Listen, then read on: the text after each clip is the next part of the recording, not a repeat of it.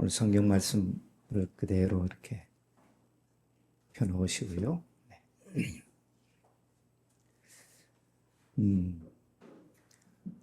여성 목사 안수 문제 많이 들어보셨을 것입니다.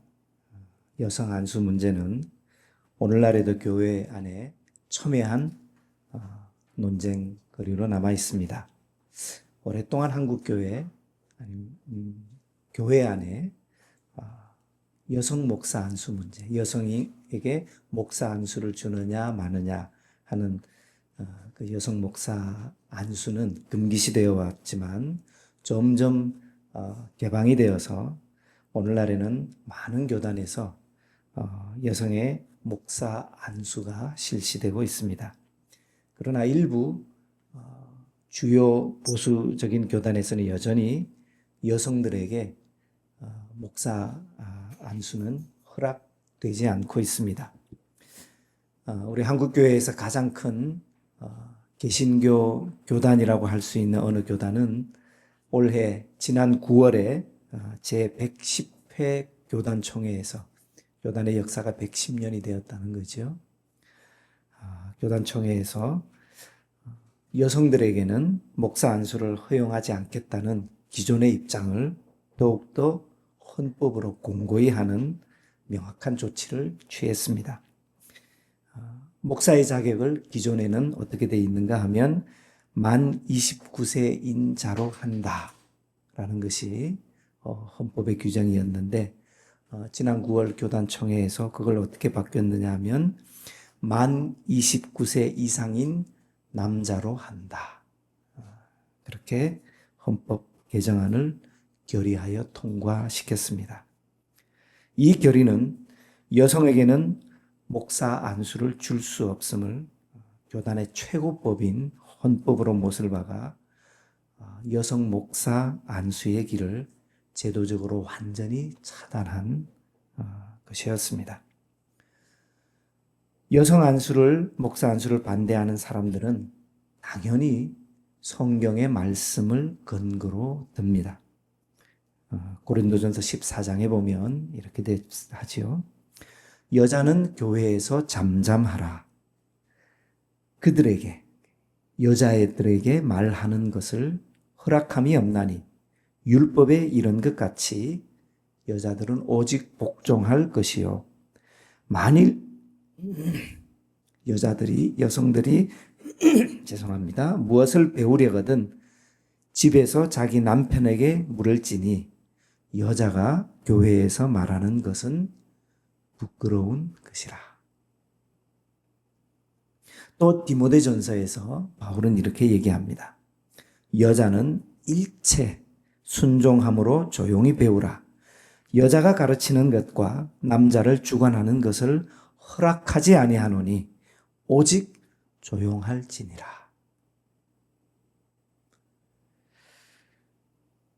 또 보수적인 대표적인 우리 한국교회의 어떤 교단의 총회 신학위원회에서는 2017년에 여성 목사 안수는 하나님의 창조 질서의 건간에 속한다. 따라서 성경은 여성을 목사로 세우는 것을 금한다.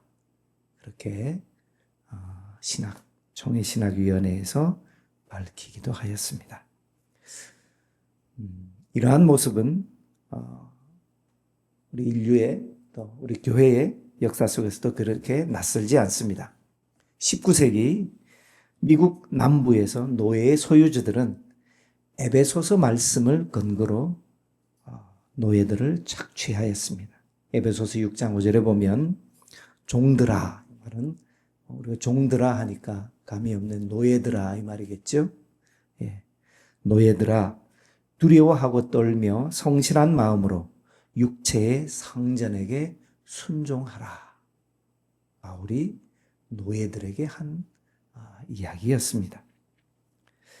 노예 소유주들은 성경 말씀을 근거로 노예 제도가 하나님의 질서라고 확신했습니다. 우리 구약 성경을 읽어보면 구약 성경은 노골적으로 노예 제도를 허용하고 있지 않습니까? 믿음의 조상 아브라함 역시 많은 노예들을 두었습니다.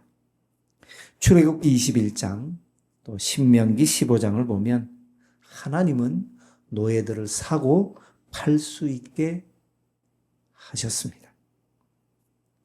예수님도 노예제도를 비판하신 적이 없으며 바울은 노예들에게 자신들의 주인을 그리스도를 섬기듯이 잘 섬기라 이렇게 권면하고 있습니다.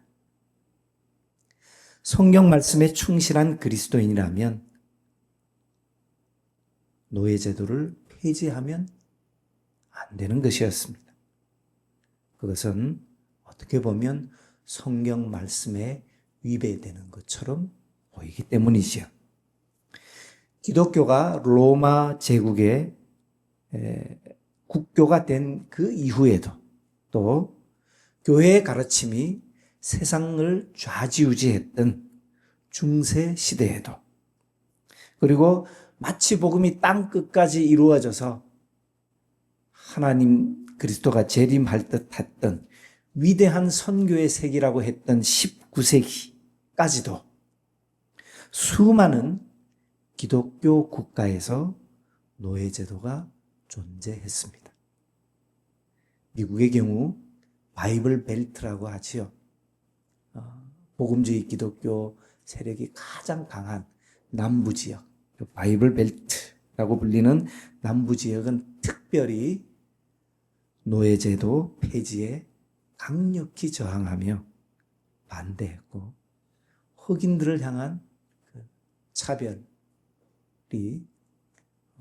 최근에까지도 미국의 민권법 운동이 얼마나 강렬하게 일어났습니까? 그런 저항이 있었습니다. 성경 말씀이 이렇게 읽혀진다면 오늘날에도 노예제도의 완전한 폐지, 그것을 주장할 것이 아니라 오히려 성경에 나오는 것처럼 노예제도를 우리는 유지하면서 그리스도의 사랑으로 최대한 그 노예들을 대우해 주는 것이 오히려 바른 말씀의 실천이 아닐까 그런 생각이 들기도 합니다. 십자군 전쟁 때에 십자가를 든 기사들은 하나님의 뜻, 신의 뜻을 외치며 예루살렘과 그 주변 국가들을 피로 물들였습니다. 그들은 여호수아서를 근거로 하여 하나님이 여리고성을 진멸하라고, 몰살하라고 그렇게 명령하셨듯이 십자군들은 이교도를 죽이는 것이 하나님의 뜻이라고 그렇게 믿었습니다. 사람들이 하나님의 말씀인 성경을 이런 방식으로 읽고 이해한다면 우리는 심각하게 이렇게 질문해야 될지도 모르겠습니다. 과연 성경을 더 열심히 읽으면 진리를 깨닫게 되는 것일까? 우리가 이런 방식으로 성경을 더 깊게 열심히 읽는다면 오히려 우리가 가지고 있는 선입견만 강화되는 것은 아닐까? 만약 우리가 하나님의 말씀을 이렇게 읽는다면 성경을 열심히 읽는 일은 어떻게 보면 거의 무의미하다고 해도 과한 것이 아니라는 생각마저 들게 합니다. 오히려 우리 자신 속에 있는 우리의 본능이 가지고 있는 편견만 강화시키는 것은 아닌가 그런 질문을 해보게 됩니다. 우리는 성경 읽기를 어떻게 해야 할까? 하나님의 말씀을 어떻게 읽어야 할까? 우리의 성경 읽기가 사랑의 관점에서 약자를 향한 긍휼의 관점에서 그렇게 그것에 기반하여 성경을 읽지 않는다면 오히려 오해와 편견을 강화시킬 것입니다. 우리의 성경 읽기는 사랑과 긍휼의 관점에서 그렇게 읽어야 할 것입니다. 예수님은 말씀의 핵심, 성경의 핵심, 율법의 핵심을 이렇게 말씀하시죠. 마태복음 23장 37절에서 40절에 보면 유명한 말씀이지 않습니까? 내 마음을 다하고 목숨을 다하고 뜻을 다하여 주 너의 하나님을 사랑하라 하셨으니 그것이 크고 첫째 되는 계명이다. 둘째도 그와 같으니 내 이웃을 내 자신같이 사랑하라. 이 두 계명이 율법과 선지자의 강령이다. 핵심이라는 말씀이죠. 또 성경은 예수님께서도 또 예수님 그 이전에도 나는 자비를 원하고 제사를 원하지 아니하노라 라는 말씀을 성경은 일관되게 그렇게 말씀하고 계십니다. 만약 우리의 어떤 성경의 해석이 약자를 차별하고 배제하고 생명을 억압하고 파괴하는 그런 것이라면 그 성경의 해석은 하나님 말씀의 진의를 왜곡하는 것이 될 것입니다. 그렇다면 왜 교회는 위와 같은 성경 읽기의 오류에 빠지는 것일까요? 그것은 성경이 어떠한 상황에서 기록되어져 있는지, 성경이 어떻게 기록되어져 있는지를 간과하기 때문입니다. 다르게 얘기하면 성경 안에는 고대적인 세계관이 녹아져 있다는 점을 간과하기 때문입니다. 성경은 고대 근동의 문화 속에서 기록되어졌습니다. 노예 제도가 당연시하던 시대에, 가부장제가 지배하던 그 시대에 왕의 절대 권력을 가진, 그렇게 왕이 절대 권력을 가졌던 그 시대의 세계관이 성경 속에 배어 있기 때문입니다. 우리가 그것을 인정하지 않으면 우리는 그 고대의 세계관을 하나님의 영원한 진리로 오해하게 되지요. 오히려 성경을 열심히 읽을수록 그 말씀의 진의미, 하나님 그 말씀 속에 있는 하나님의 눈물과 하나님의 마음을 깨닫는 것이 아니라 이미 자기 속에 들어가 있는 자기들의 문화, 자기들의 선입관, 자기들의 고정관념을 더 심화시키고 성경을 열심히 읽을수록 자기 자신을 강화시키기 쉽습니다. 권위적인 사람이 성경을 열심히 읽으면 어떻게 될까요? 더 권위적인 사람이 됩니다. 배타적인 사람이 성경을 열심히 읽으면 읽을수록 더 배타적이 됩니다.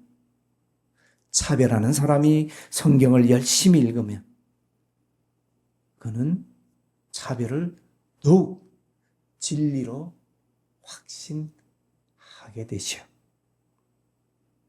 그것이 우리입니다. 그렇다면 우리는 어떻게 해야 할까요? 오늘 본문 사도행전 15장에 예루살렘 공회회 속에서 일어났던 일을 살펴볼 필요가 있습니다. 초대 예루살렘 교회에서는 심각한 문제가 발생하였습니다. 그 문제가 무엇인가 하면 이방인 그리스도인들에게 할례를 요구해야 할까? 굉장히 심각한 문제였습니다. 예루살렘의 유대 그리스도인들은 확신했습니다. 당연히 이방인들이 예수께 돌아오면 할례를 받아야 한다. 왜냐하면 그들은 너무나 명확한 성경적인 근거를 가지고 있었기 때문입니다. 창세기 17장 10절에서 14절 있으면 한번 쭉 성경도 우리 한번 보면서 창세기 17장 14절에 명확한 주님의 명령이 있죠. 제가 읽겠습니다. 너희 중 남자는 다 할례를 받으라. 너희는 양피를 베어라. 이것이 나와 너희 사이의 언약의 표징이니라. 대대로 남자는 난지 8일 만에 할례를 받을 것이니라. 넘어가서요. 할례를 받지 아니한 남자 곧 그 포피를 베지 아니한 자는 백성 중에서 끊어지리니 그가 내 언약을 배반하였음이니라. 얼마나 명확한 하나님의 말씀입니까? 얼마나 하나님의 직접적인 명령이십니까? 언약의 표징입니다. 할례 없이 어떻게 하나님의 백성이 될 수 있겠습니까? 하나님은 할례를 받지 않으면 내 백성에서 끊어진다고 그렇게 선포하십니다. 예루살렘 교회는 이 본문을 평생 읽어왔습니다. 그들은 이 말씀을 회당에서 배웠고 그들은 이 말씀을 랍비들에게서 들었고 그들은 이 말씀을 신앙의 부모들로부터 전수받았습니다. 할례는 간단한 것이 아니라 유대인의 하나님 백성의 정체성 그 자체였습니다. 그런데 그 세계에 이상한 일들이 그들이 살고 있는 현실 속에서 일어나고 있었습니다. 이제까지는 자신들의 관심 밖이었던 존재, 관심의 대상이 되지 않았던 존재, 멸망의 대상이요, 차별의 대상이요, 그러했던 이방인들이 이제 그들의 세계 안으로 들어오기 시작했던 것, 그것이 그들의 삶 속에서 벌어지고 있었습니다. 고넬료의 집에서 안디옥 교회에서 바울과 바나바의 선교 여행 중에서 할례 받지 않는 이방인들이 그들의 삶 속으로 들어오고 있었고 그들의 눈에 발견되기 시작했던 일이 그들의 현실 속에서 일어나고 있었습니다. 성령이 그들에게 임하였고 그들이 예수 그리스도를 고백하는 일들이 일어났습니다. 절대 일어나면 안 될 일들이 일어나기 시작하였고 그들은 그 이방인들을 발견하기 시작했습니다. 이방인들에게는 언약의 표징이 없었는데도 말입니다. 하나님이 그들을 받아주셨고 하나님이 그들과 함께 하셨던 것입니다. 이 일들은 지금까지 그들의 신학으로서는 도저히 설명할 수 없는 일들이었습니다.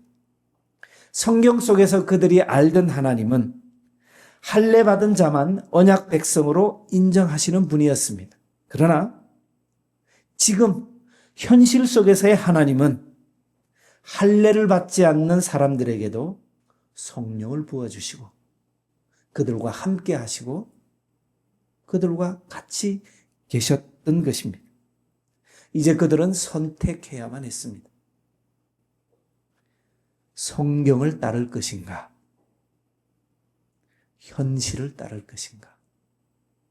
말이 좀 이상하지만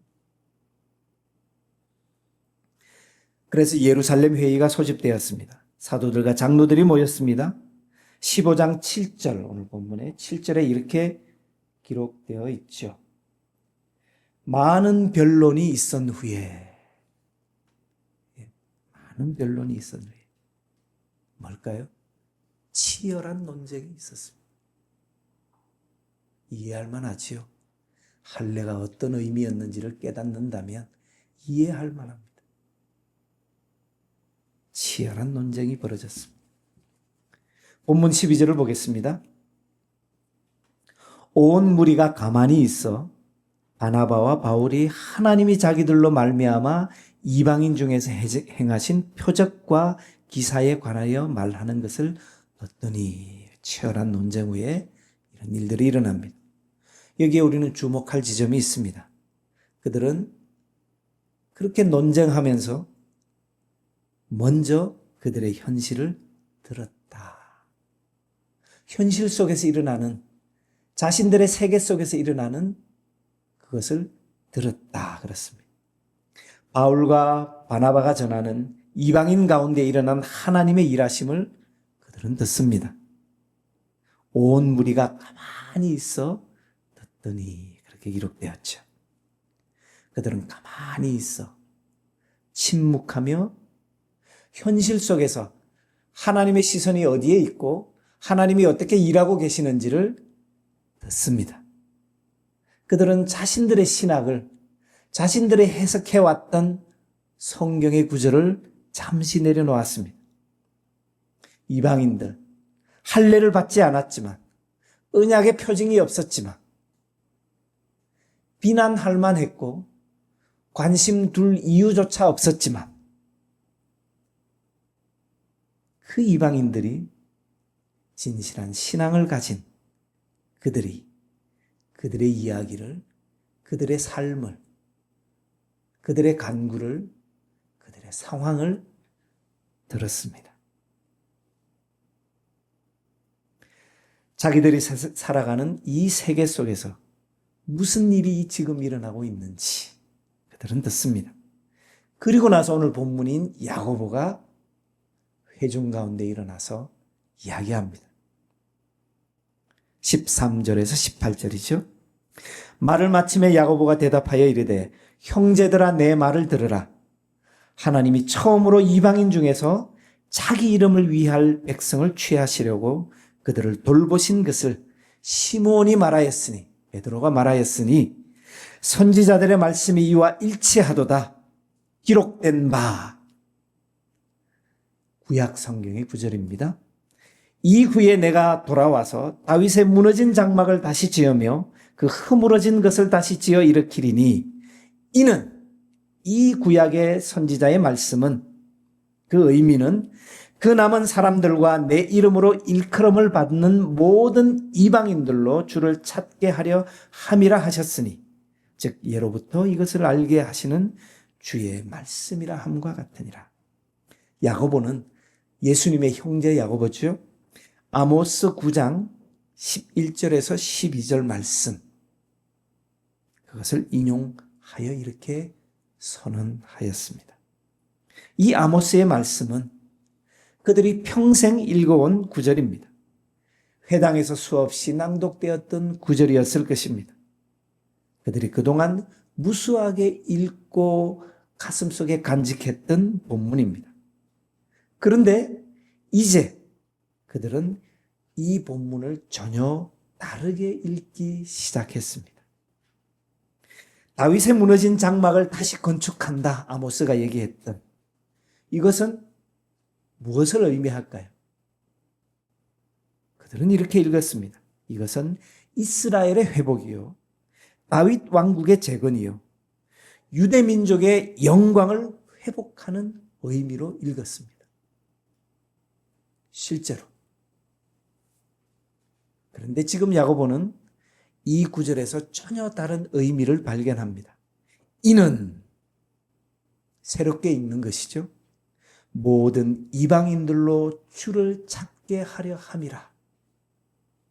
아모스의 그 구절을 예루살렘 교회는 이제 다르게 읽습니다. 이스라엘의 영광, 유대민족의 영광을 회복하려는 하나님의 원대한 계획과 섭리로 읽는 것이 아니라, 예루살렘 교회는 그것을 이방인들로 주를 찾게 하려 함이라. 그렇게 새롭게 읽습니다. 똑같은 본문입니다. 한 글자도 바뀌지 않았습니다. 하지만 그 의미가 달라졌습니다. 이제 이 예언의 말씀은 이방인을 포함하는 구원이요, 유대인만이 아니라 모든 민족을 향한 하나님의 계획을 말하는 것으로 그렇게 읽혀졌습니다. 무엇이 바뀌었을까요? 본문이 바뀐 것은 아닙니다. 그들이 살고 있는 상황이 바뀌었습니다. 현실이 바뀌었고 그들의 세계가 바뀌었습니다. 이방인 그리스도인이라는 낯선 현실을 그들은 맞닥뜨리고 발견하게 되었습니다.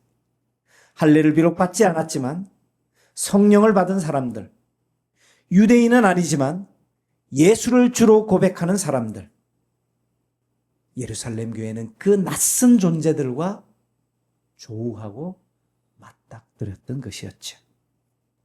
그리고 그렇게 변화된 현실에 대한 인식, 그렇게 낯선 존재, 이제까지는 비난이요, 이제까지는 차별이요, 이제까지는 마치 존재하지 않았던 것처럼 그렇게 했던 그 낯선 존재에 대한 새로운 인식이 그들로 하여금 금과 옥조로 여기고 있던 성경을 다시 새롭게 읽게 만들었던 것입니다. 그제서야 아모스의 그 예언의 말씀이 무엇을 의미하는지 깨닫게 되었던 것이죠. 다르게 표현해 볼까요? 성경이 세상을 보는 시각을 바꾼 것이 아니라 변화된 현실에 대한 인식이 성경의 진정한 의미를 깨닫도록 도운 것입니다.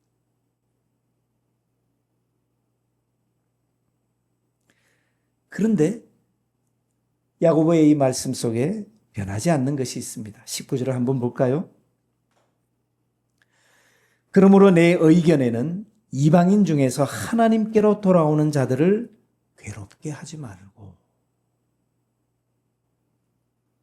괴롭게 하지 말라. 저는 이것이 예루살렘 공의회 결정의 매우 중요한 부분이라고 생각을 합니다. 그들을 괴롭게 하지 마라. 즉, 변하지 않는 것은 무엇인가 하면 존재에 대한 사랑과 긍휼이었던 것입니다. 할례는 하나님의 명령이었습니다. 언약의 표였습니다. 창세기 17장에 명백히 기록되어 있었습니다. 하지만 이방인 그리스도인들에게 할례를 요구하는 것은 실은 그들을 괴롭게 하는 것이었습니다. 그것은 그 이방인 그리스도인들에게 짐을 지우는 것이었고, 그 이방인 그리스도인들의 신앙을 의심하는 것이었고, 그들을 2등 신자로, 낮은 신자로 보는 것이었습니다. 그래서 예루살렘 교회는 선택했습니다. 문자적인 율법보다 사랑과 긍휼을, 전통보다 성령의 역사를 배제하는 것보다 환대하는 것을, 그들은 더 근본적인 성경의 원리로 돌아갔던 것입니다. 존재에 대한 사랑, 하나님이 받아주신 사람을 우리도 받아들여야 한다라는 긍휼을 예루살렘 교회는 선택했습니다. 자, 이제 우리도 새로운 질문 앞에 서게 됩니다. 말씀을 읽는 우리에게 새롭게 요구되는 것은 무엇일까요? 오늘 본문 속의 예루살렘 교회의 그 회의는 우리에게 무엇을 가르치고 있는 것일까요? 말씀을 읽는 것 못지않게 우리가 살아가고 있는 이 세계 속에 있는 낯선 존재, 그 존재를 발견하고 그들과 만나고 그들과 함께 있는 하나님을 감각하는 것이겠죠. 예루살렘 회의의 사도들과 장로들이 하나님이 부르시는 이방인들을 보았듯이 자기들의 신학으로는 설명할 수 없지만 부인할 수 없는 성령의 일하심을 보았듯이 우리도 오늘 우리가 살고 있는 우리의 삶 가운데 세계 속에 그 일들을 해야 하는 것이겠죠. 그리고 바로 그 현실의 빛 속에서 우리는 성경 말씀을 다시 읽고 해석해야 합니다. 그제서야 아모스의 예언이, 하나님의 개혁이, 복음의 보편성이 무엇을 의미하는지 깨닫게 될 것입니다. 만약 그러한 현실을 외면하고 그렇게 우리 속에 같이 함께 있는 낯선 존재들을 외면하고 오직 성경만 더 열심히 읽는다면 어떻게 될까요? 창세기 17장을 100번, 1000번 읽지 않겠습니까? 외울 것이고 가슴에 담을 것입니다. 할례를 받으라. 할례 받지 않는 자는 백성 중에 끊어지리라는 구절을 외우고 또 외웠을 것입니다. 그리고 그들의 확신은 더욱더 굳어졌을 것입니다. 이방인은 반드시 할례를 받아야 합니다. 하나님의 말씀이요 명령이기 때문입니다. 그들의 선입관과 고정관념은 더 심화되었을 것입니다. 그러나 그들은 예루살렘 교회는 달랐습니다. 그들은 현실을 바라보았습니다. 그리고 그 속에 있는 낯선 존재들을 만났습니다. 그러자 현실 속에 있는 그들을 만나자, 현실 속에 있는 그들과 함께하자, 이제는 반대로 그 만남이, 그 발견이 그들의 성경 읽기를 변화시켰습니다. 순서가 바뀐 것이지. 초대교회에게 이방인 그리스도인은 낯선 존재입니다. 그들의 전통으로 받아들이기 어려운 존재였습니다. 그들의 신학으로는 설명할 수 없는 존재였습니다. 할례도 받지 않았고 유대의 율법도 지키지 않았습니다. 하지만 교회는 그들을 배척하지 않았습니다. 그들의 신앙을 존중했습니다. 그리고 그것은 거꾸로 예루살렘 교회를 변화시켰습니다. 성경을 새롭게 읽게 만들었습니다. 복음의 본질을 깊이 깨닫게 했죠. 오늘 우리 주변에도 낯선 존재들이 있습니다. 우리의 전통으로는 받아들이기 어려운 사람들, 우리의 신학으로는 설명하기 힘든 사람들,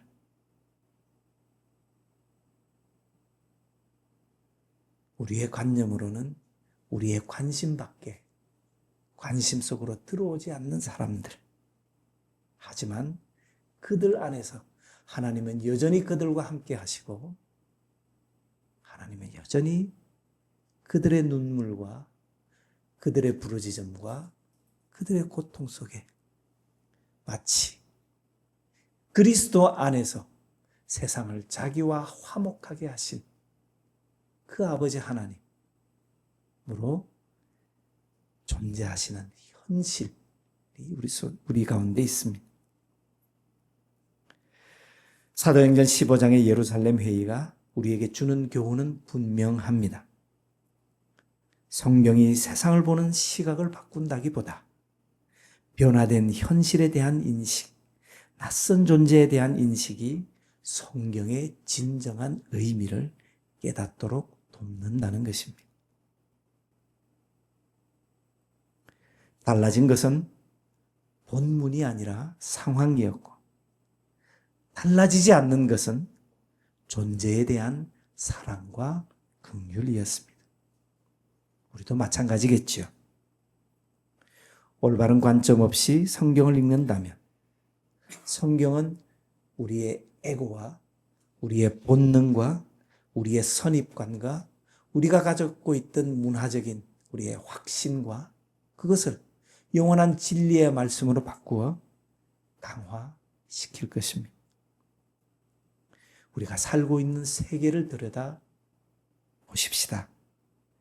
우리가 살아가고 있는 현실 속에서 무슨 일이 일어나고 있는지, 어떠한 고통과 탄식이 그 속에 있는지, 우리가 미처 관심 가지지 못했던 낯선 존재들이 어떠한 모습으로 우리의 세계 속에 있는지,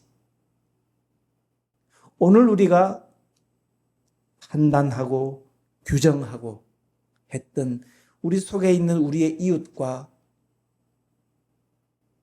존재들이 어떤 모습으로 있는지 그것을 발견하고 그들에게 다가가고 그들을 공감하고 그리하여 그들과 함께 있는 하나님을 발견하는 것. 하나님, 그렇게 우리의 눈을 열어주시고 우둔하고 우미한 우리 속에 사로잡혀서 한치도 벗어날 수 없어 우리 자신의 성을 쌓고 있는 우리를 불쌍히 여겨주시고 그들을 발견하게 해주십시오. 그럴 때에 우리가 금과 옥조로 붙잡았던 우리의 도구마와 우리의 신학과 우리의 성경의 구절들이 이제는 새롭게 읽혀지고 내가 살고 있는 삶에 대한 인식이 새롭게 변화될 것입니다. 3년 전에 이태원 한복판에서 159명의 생명들이 희생을 당하는 참사가 일어났지요. 한국교회는 거기에 그 아픔에 쉽게 공감할 수가 없었습니다. 귀신을 섬기고 사탄의 노예가 되는 할로윈이라는 거기에 그 아이들이 자기 즐거움을 위해서 가서 그렇게 사고가 났는데 선뜻 유족들과 그 희생에 손을 내밀 수가 없었습니다. 말은 그렇게 하지만 깊은 곳에서 사탄의 문화가 이런 일을 일으켰다. 그러나 존재에 대한 새로운 인식이 우선이 된다면 같이 아파하고 같이 통곡하며 하나님의 말씀을 새롭게 읽게 되겠지요. 낯선 존재를 만나십시다. 우리의 전통으로 설명하기 어려운 사람들, 우리의 신학으로 받아들이기 힘든 사람들, 그리고 그들 안에서 일하시는 하나님을 발견하십시다. 그들을 부르시고 긍휼히 여기시는 이들을 이제 우리도 만나야 하지 않겠습니까? 마음을 열고 공감하고 함께 낮아지고 함께 그들에게 마음이 기울어지도록 우리의 시선을 바꾸는 일입니다. 그렇다면 이제 성경이 내가 살고 있는 이 세계가 새롭게 보일 것입니다. 평생 읽어왔던, 평생 아멘해왔던 그 구절들이 새로운 의미로 다가올 것입니다. 아모스의 예언이 야고보에게 새롭게 읽혔듯이 말입니다. 그리고 낯선 존재에 대한 사랑과 긍휼의 관점으로 성경이 새롭게 읽혀질 것입니다. 구약 성경의 그 엄청난 이야기들도 이제는 전혀 다른 이야기들로 읽혀질 것이겠지요. 어떠한 해석이 사람을 괴롭게 한다면, 약자들을 혐오하고 배제하고 파괴하고 억압하는 것이라면 그 해석은 잘못된 것일 것입니다. 어떠한 전통이, 어떠한 교의가 하나님이 받아주신 사람들을 배제한다면 그것은 바꾸어야 할 교의고 바꾸어야 할 전통입니다. 예루살렘 교회가 이방인 중에서 하나님께로 돌아오는 자들을 괴롭게 하지 말라고 결정했듯이 우리도 사랑과 긍휼로 결정해야 할 것입니다. 성경은 고정된 답안지가 아닙니다. 성경은 살아있는 하나님의 말씀이며 변화하는 현실 속에서 성령의 인도하심으로 새롭게 날마다 새롭게 읽어야 할 말씀이 이 성경 하나님의 말씀입니다. 1세기 예루살렘 교회에서 변화를 선택했지요. 문자적 율법보다 강구했던 교의보다 도구마보다 성령의 역사를, 전통보다 현실 속의 하나님을 배제하는 것보다 환대를. 그래서 그 결과 팔레스타인 그 조그만 땅에서 일어났던 그 복음이 그 유대 땅을 넘어서 온 세계로 만방으로 퍼져 나갔던 힘이 거기에 있었던 것입니다. 21세기 교회도, 오늘의 교회도 선택을 해야 하겠죠. 그리고 우리도 선택을 해야 할 것입니다. 세상을 보고 낯선 존재를 만나고 성경을 새롭게 다시 읽고 그리고 사랑으로 긍휼로 결정해야 할 것입니다. 그것이 복음이고 그것이 우리가 걸어가야 할 길이 아닌가 생각합니다. 기도하겠습니다. 살아계신 하나님, 우리의 눈을 열어주십시오. 오늘 우리가 살고 있는 이 세계 속에서 당신이 일하시는, 당신이 함께 하시는, 당신의 시선이 고정된 곳을 우리로 보게 하시고 듣게 하여 주십시오. 낯선 존재와 함께 하시는 그 주님을 우리의 욕심과 우리의 고정관념과 우리의 우매한 지혜로 알아보지 못하는 우리를 범치 않게 하여 주십시오. 우리의 선입견과 고정관념에서 주님 우리를 자유케 하여 주십시오. 사랑과 긍휼의 창으로 당신의 말씀을 새롭게 읽게 하여 주십시오. 변화된 현실 속에 그것을 받아들이고 그것을 향하여 우리 자신을 활짝 여는 것을 두려워하지 않게 하여 주시고 우리의 현실 속에 겸손히 배우게 해 주십시오. 존재에 대한, 생명에 대한, 약자에 대한, 소수자에 대한 사랑과 긍휼을 잃지 않게 하여 주십시오. 예수님의 이름으로 기도합니다. 아멘.